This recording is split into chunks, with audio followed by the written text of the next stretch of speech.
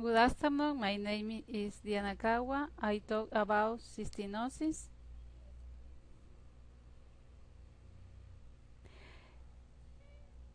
Email marisolcagua@hotmail.com.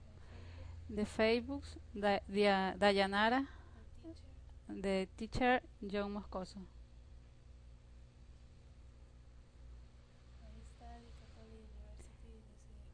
I study University Catholic de Santiago of Guayaquil. Nursing School, San Vicente of Paul.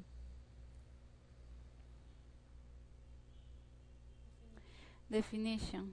Cystinosis is a lysosomal storage disease caused by mutation in the gene TSEC located on chromosome 17 that is characterized by the fact that those would suffer from the creation of crystal in the internal organs, such as the cornea and kidneys.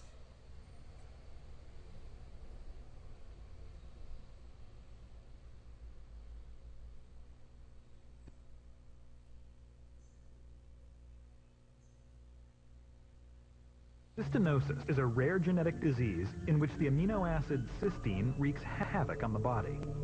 In a healthy person, cysteine is gradually absorbed by the kidneys, but with cystinosis, the cysteine builds up and forms crystals, which can lodge in cells and damage tissue. This is inherited. It's genetic. It comes from a recessive characteristic in the two parents. The crystals tend to gravitate to the eyes, which causes a sensitivity to light. And the buildup of cysteine kidneys means that they can no longer absorb nutrients or water. This leads to excessive urination, which in turn leads to dehydration, low potassium, and a seemingly unquenchable thirst. The inability to absorb essential nutrients can also result in stunted growth, kidney failure, and ultimately death.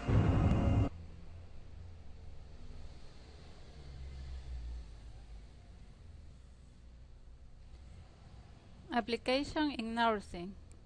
Patients should the followed closely initial every month and hence stabilize the clinical picture every 3 months to monitor the metabolic and electrolyte aspect, ground, and nutrition.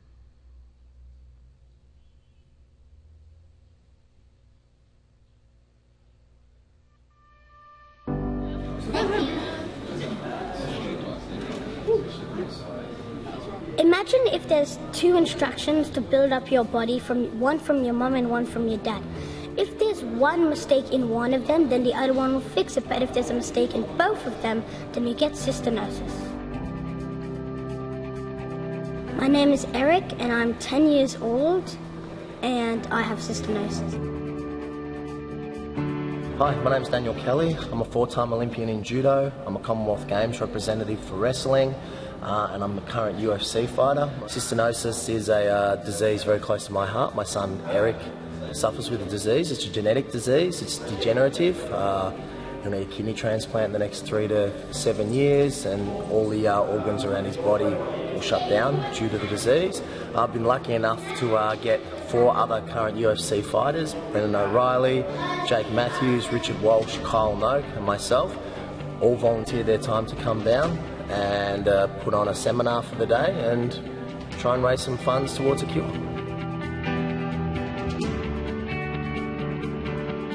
So I have to take lots of medication. I take 2 needles, one that helps me grow and one that helps me get more red blood cells, I think. But the main medicine is Cystigon. It helps with the entire thing. So this thing in your body that doesn't help with your function, and I have too much of that, you only need a little bit of it. So I have a medicine that reduces it. And that's the main medicine. I think I have it 4 or 3 times a day. One in the morning, then at lunch, and then at night. And then one in the middle of the night, and then it goes all over again. So many people. I didn't know there was going to be this many people. I thought there was only going to be a small amount. So the Cinemaster funds the Cystinosis Research Foundation to try and find a cure. The only way to cure cystinosis is if you fix the mistake in the DNA, so it's very hard, and they've been doing it on rats. They've discovered a species of rat with cystinosis, so they've been practicing it on them, and they're very close. They just need more, they just need help.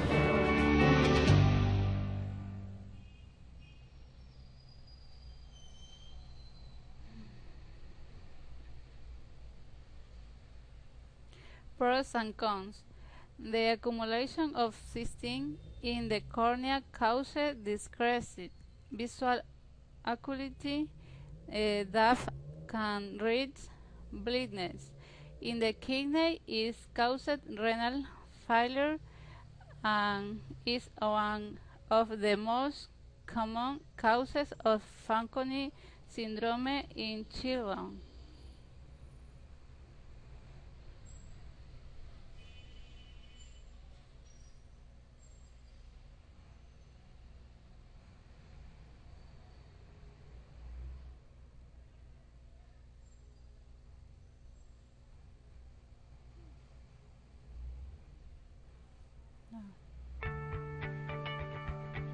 We are a group of affected individuals, families, friends, and professionals dedicated to a common vision and mission.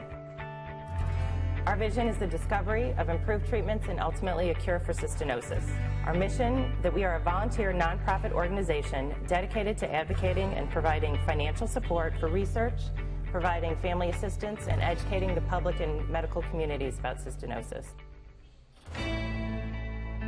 I'd like to welcome everybody to the 2009 CRN Family Conference. In this room, you're surrounded by people who understand your life, what your families have experienced. Take advantage over the next 2 days. You are uniquely privileged to be part of the largest gathering of individuals with cystinosis and their families that has ever been assembled. There's a real need here for rare disease patients and families and for that entire community, which is to bring families and patients together over their particular disorder. This involves education and sharing of experiences, understanding, and all of that is really preferred by an organization like the Cystinosis Research Network. CRN recognizes and implements the need for parents to talk to parents, the need for public education, and the need for physician education. We have an extraordinary opportunity here today to listen to truly the experts, the patients themselves living with cystinosis. And yet there are still many things that we don't understand. And that's why it's very good for the patients to get together with physicians and also for the physicians to have an opportunity to hear what other doctors are saying about cystinosis.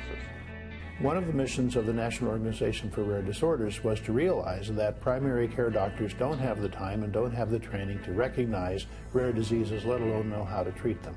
And that's where organizations like CRN can help by providing printed material, by providing a locus in which the parents meet, share ideas, learn how to approach physicians.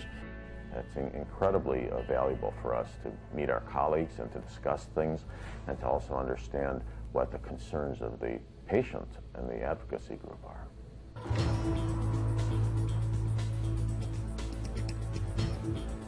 We've chosen the theme Above and Beyond for this year's conference because we believe it's vital to not only provide an opportunity for individuals to network here and to educate themselves, but also to see what is possible. The change that we see in the life trajectory of children with cystinosis from the time we started, when it was really a death sentence, to the current success. I just saw one of my patients today who's 20 years old, not transplanted, normal renal function, a delightful young girl. It made my day. I think we've heard some exciting things here at this meeting with respect to stem cell therapies. But I think that promising things like that are what keep us going for really changing the entire outlook for cystinosis from one in which you have to take medication every 6 hours for the rest of your life to one in which you may be able to have a single therapeutic intervention that obviates all those requirements. The Above and Beyond Award is designed to express our appreciation of individuals who have gone above and beyond all expectations to provide outstanding contributions to the cystinosis community. This year, for the inaugural award, the choice was obvious: Dr. Bill Gall and Dr. Jess Taney.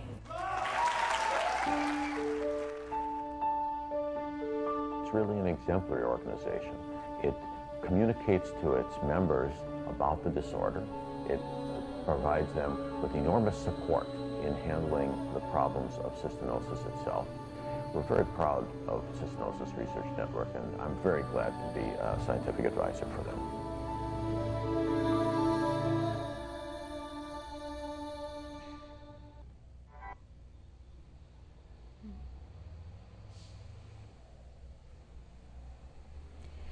Is used applied in Ecuador.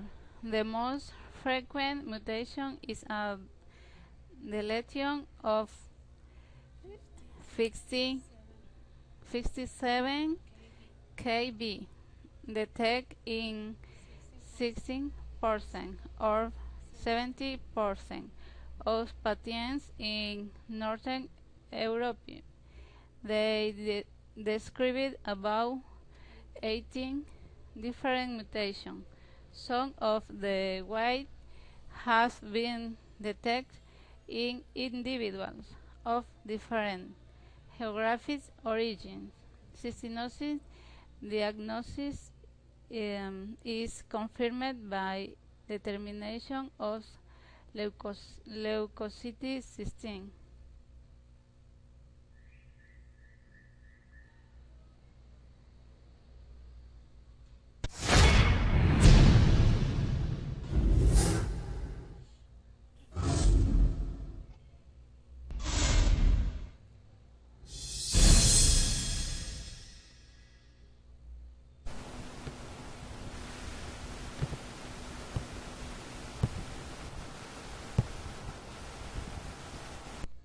Hey guys, welcome back to MRCPCS team. Today's topic is cystinosis. I will be discussing only important points for your examination. My aim is to save your time and give more and more information that can help you. Before starting this, I would request you to subscribe to my channel. Tell your friends about my channel. If you think that my channel is awesome or a good or a better or a best, whatever, thumb up. That's my order. Okay? Oh, I'm sorry. That depends on you. If you think I made any mistakes, if you think if you want to tell me anything, if you want any topic to be uploaded, because learning by video is definitely will save your time and make you remember a longer time for a long time, right? Please send me a personal message. Please watch again and again videos. Thank you so much for watching my video. Let me start with this cystinosis.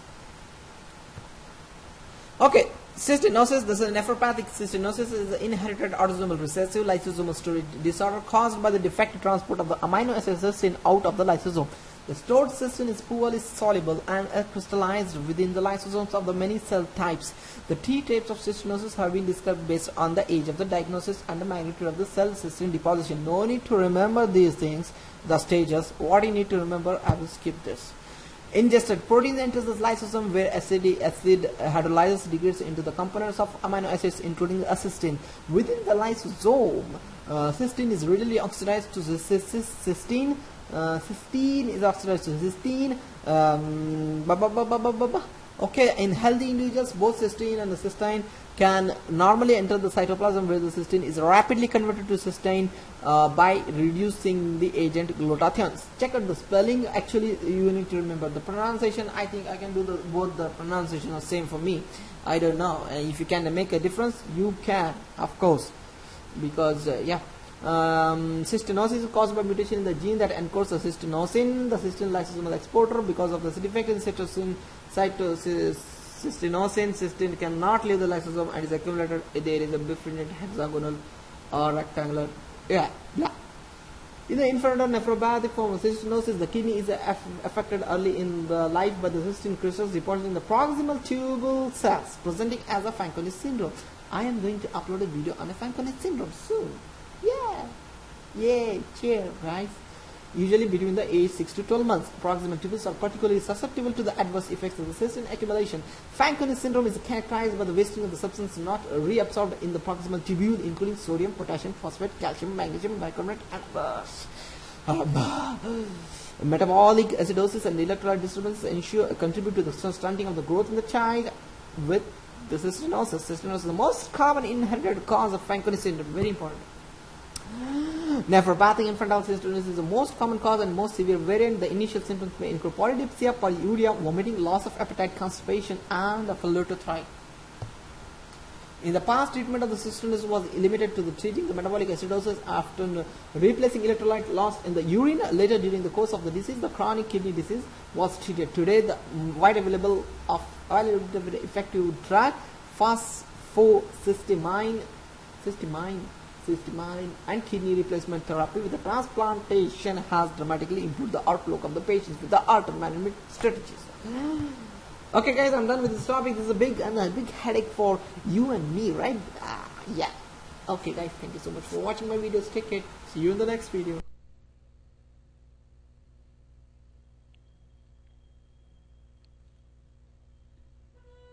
Conclusion. Cystinosis is of great interest as the health problem outdoors. They are not common condition. The fact that the suffering monitoring groups in the population most because of population studying at risk for this disease also provide early treatment and why cystinosis that could prevent the development of complications.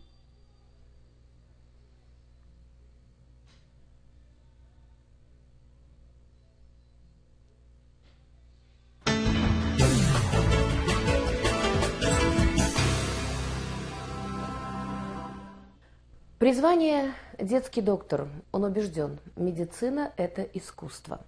Отличник здравоохранения, врач областной детской клинической больницы Михаил Каган, владеет самыми современными методами диагностики и лечения довольно сложных, тяжелых заболеваний. Каждому маленькому больному у него свой подход и особые слова поддержки. Сегодня пациенты Михаила Кагана в нашей постоянной рубрике со словами благодарности.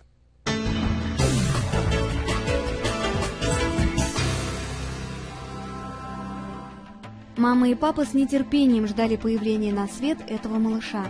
Егор родился внешне абсолютно здоровым ребенком, и лишь через полгода его близкие родственники забеспокоились. Первой забила тревогу бабушка. Началось с того, что он стал много пить. Но, слава богу, мы быстро к нему попали, к Михаилу Юрьевичу. И причем он нам диагноз поставил вот прям с лету. Мы выявили, что у него есть не только потеря жидкости с мочой, но и потеря глюкозы, аминокислот и многих ценных электролитов. Состояние его было достаточно тяжелое. И это было связано с обезвоживанием или электролитными расстройствами. В нефрологии такие проявления называют синдромом Франкони, но синдром и болезнь не одно и то же. Доктор Михаил Каган отчетливо понимал, что от того, насколько точно будет поставлен диагноз, зависит многое. В данном случае жизнь его маленького пациента. В постановке диагноза этому больному участвовала целая группа высококвалифицированных специалистов, которые имеются в нашей больнице. Это не только нефрологи, но и врачи-офтальмологи, которые нашли у него очень специфические изменения в органе зрения.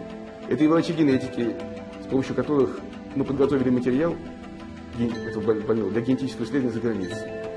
Это и врачи ультразвуковой диагностики, которые нашли у него определенные изменения в почках. И благодаря работе вот этой вот команды высококвалифицированных специалистов мы у него заподозрили диагноз цистиноза. Цистиноз – врожденное заболевание. Оно встречается с частотой 1 человек на 200 тысяч. У пациента страдают мышцы, головной мозг, печень, лимфатические узлы, роговицы, яичники, кишечник. В 8 лет у больных с этой патологией уже выходят из строя почки. Рост взрослого пациента не достигает 1 метра 30 сантиметров.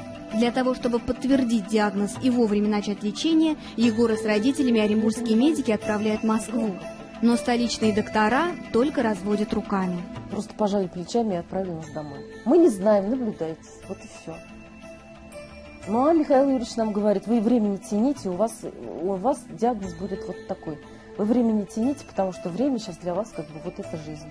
Нам помогли наши коллеги из Нюрнберга, из Института человеческой генетики, с которыми у нашей больницы есть контакты, мы не первый раз с ними работаем. И они нам провели совершенно бесплатно дорогостоящее генетическое исследование для этого больного. И диагноз, который мы подозревали, подтвердился. Это первый случай в России, когда больного цистинозом диагностировали на родине. Но лечение стоит немало. Семье Егора помогли в Министерстве здравоохранения и социального развития Оренбургской области. Спасибо большое, я еще хочу сказать, Нина Сергеевна Пивоварова. Вот эти два человека, Михаил Юрьевич и Нина Сергеевна, они просто вот ребенку подарили жизнь. Пока Егор принимает лекарства, у него все в порядке. Он ходит в садик, он такой же, как все. Родители и бабушка надеются, что так будет всегда.